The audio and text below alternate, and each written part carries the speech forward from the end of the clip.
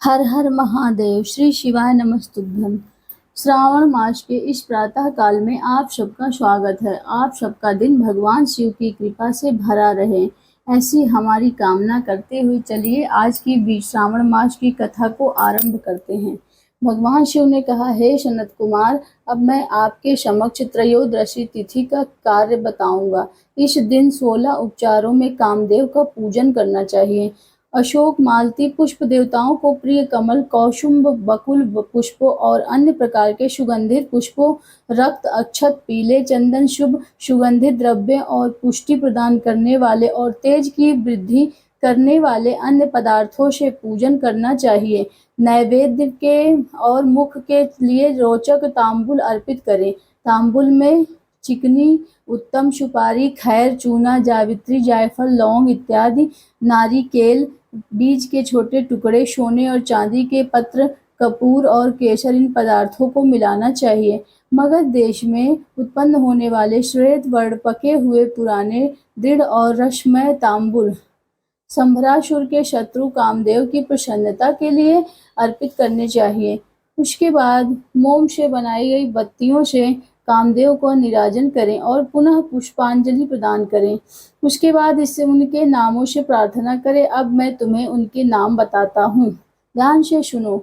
समस्त उपमानों में सुंदर और भगवान का पुत्र प्रद्युम्न, मीन केतन, कदरपक, अनंग, मनमथ और मारा, कामात्मल, संभूल, इशकेतु और मनोभाव कस्तूरी से सुशोभित, जिनका वक्षस्थल आलिंगन के चिन्हों से अलंकृत है। हे पुष्पधनवान, हे शुराशर के शत्रु कुसुम से, हे रतिपति, हे मकरध्वज, हे पंचेश, हे मदन, हे समर और सुंदर देवताओं के कार्य की सिद्धि के लिए आप शिव जी की द्वारा दग्ध हो गए हो। उसी कार्य से आप परोपकार की मर्यादा कहे जाते हैं। उसके दिग्विजय करने में वसंत की सहायता निमित्त मात्र है। इंद्र दिन रात आपका मनोरंजन करने में लगे रहते हैं, क्योंकि अपने पद में च्युत होने का शंका वे तपस्वियों से भयभीत रहते हैं। इसके अतिरिक्त दृढ़ मन वाला दूसरा कौन है जो शिव जी से विरोध कर सकता है? हे ब्रह्मानंद के समान आनंद देने वाले, आपके अतिरिक्त दूसरा कौन है? और महामोह की सेनाओं में आपके समान तेजस्वी कौन है? अनिरुद्ध के स्वामी और मालगिरी पर उत्पन्न चंदन तथा अग्रु से सुवासित विग्रह वाले जो देवेश कृष्ण पुत्र हैं, वह आप ही हैं। हे शरदकालीन चंद्रमा के उत्तम मित्र, हे जगत के सृष्टि के कारण, जगत पर विजय के समय दक्षिण दिशा तथा पवन देव आपके सहायक थे। हे नाथ, आपका अस्त्र महान, निष्फल न होने वाला, अत्यंत दूर तक जाने वाला, मर्म स्थल का छेदन करने वाला, करुणा शून्य और प्रतिकार रहित है। सुना गया है कि वह अत्यंत कोमल होते हुए भी महान शोभा कराने वाला है। अपने तुल्य पदार्थ को भी दर्शन मात्र से क्षोभित करने वाला है। जगत पर विजय करने में सहायक होने से प्रवृत्त है। आपका मुख्य अलंकार है। हे विभु, आपने सभी श्रेष्ठ देवताओं का उपहास के योग्य बना दिया है, क्योंकि ब्रह्मा जी स्वयं अपनी पुत्री में कामासक्त हो गए हैं, विष्णु जी वृंदावन में अनुरक्त कहे गए हैं और शिव जी पर स्त्री के कलंक के कारण अस्पृश्य हो गए हैं। हे मानद, यह वर्णन मैंने मुख्य रूप से किया है, अधिक कहने से क्या लाभ।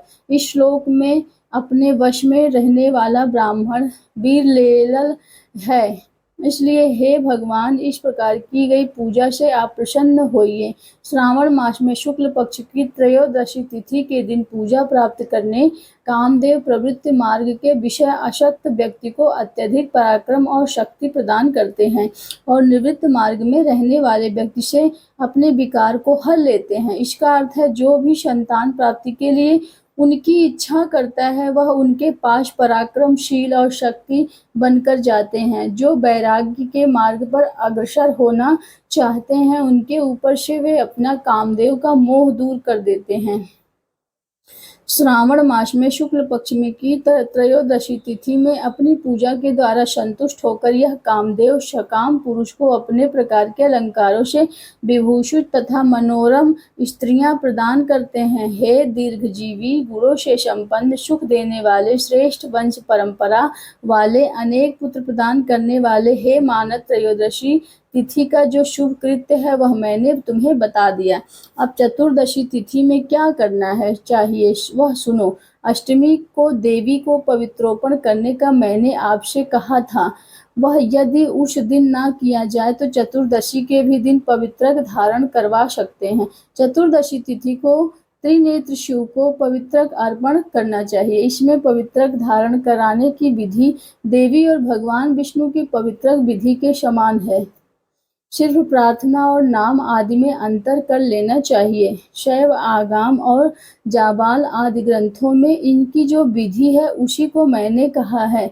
विकल्प से इसमें जो कुछ विशेष है उसे मैं आपको बताता हूँ। 11 अथवा 38 अथवा 50 तारों का समान ग्रंथि तथा समान अंतराल यानी ग्रंथियों के बीच की दूरी ऐसा पवित्र बनाना चाहिए। पवित्र 12 अंगुल प्रमाण के, 8 अंगुल प्रमाण के, 4 अंगुल प्रमाण के अथवा तो पूजित शिवलिंग के विस्तार के प्रभाव वाले बनाकर शिव जी की प्रसन्नता के लिए अर्पण करने चाहिए। इसकी विधि पहले ही बताई जा चुकी है और फल भी पहले कहा जा चुका है। जो व्यक्ति इस प्रकार को करता है वह कैलाश लोक को प्राप्त करता है। हे वत्स, मैंने यह सब आपसे कह दिया है, अब आप क्या सुनना चाहते हैं?